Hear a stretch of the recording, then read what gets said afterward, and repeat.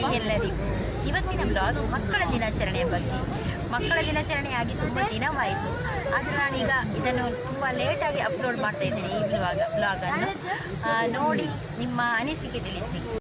ಇವತ್ತು ನಾನು ಮಕ್ಕಳ ದಿನಾಚರಣೆಯನ್ನು ನಾವು ಮನೆಯಲ್ಲಿ ಹೇಗೆ ಆಚರಿಸುತ್ತೇವೆ ಎಂದು ಈ ಬ್ಲಾಗ್ನ ಮೂಲಕ ತಿಳಿಸಿಕೊಡುತ್ತೇನೆ. ಬನ್ನಿ.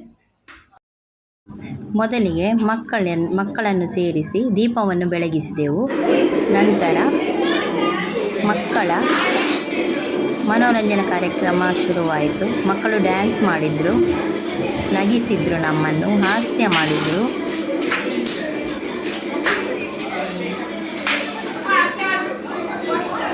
ನಂತರ ದೊಡ್ಡವರಿಂದ ನೃತ್ಯ ಸ್ಟಾರ್ಟ್ ಆಯಿತು, ಡ್ಯಾನ್ಸ್ ಸ್ಟಾರ್ಟ್ ಆಯಿತು.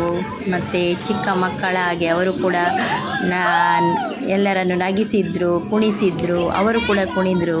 ಮತ್ತು ಮಕ್ಕಳನ್ನು ತುಂಬ ಖುಷಿಯಾಗಿ ಇಟ್ಟರು. ಚಿಕ್ಕ ಮಕ್ಕಳ ಹಾಗೆ ಅವರು ಕೂಡ ಬೆಂಡೆಕಾಯಿ, ತೊಂಡೆಕಾಯಿ ಮತ್ತು ಚಂದಿರನೇತಕ್ಕೆ ಈ ಎರಡು ಸಾಂಗಿಗೆ ಕೂಡ ಡ್ಯಾನ್ಸ್ ಮಾಡಿದರು. ಮಕ್ಕಳನ್ನು ರಂಜಿಸಿದರು, ನಗಿಸಿದರು.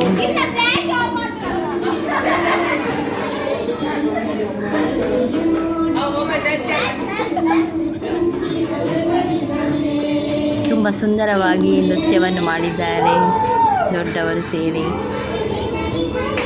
ಒಂದು ಮನೋರಂಜನೆಯನ್ನು ಕೊಟ್ಟರು ಮಕ್ಕಳಿಗೆಲ್ಲ.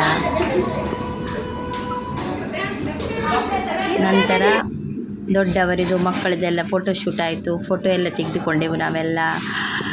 ನಂತರ ಮಕ್ಕಳಿದು ಕೂಡ ಫೋಟೋ ಆಯಿತು. ಮತ್ತು ನಂತರ ಮಕ್ಕಳ ಕೈಯಲ್ಲಿ ದೀಪವನ್ನು ಬೆಳಗಿಸಿ ಕೇಕ್ ಕೂಡ ಕಟ್ ಮಾಡಿಸಿದ್ದೆವು ನಾವು.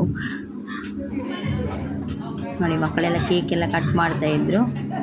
ನೋಡಿ, ಮಕ್ಕಳು ತುಂಬ ಖುಷಿಯಾಗಿದ್ದಾರೆ.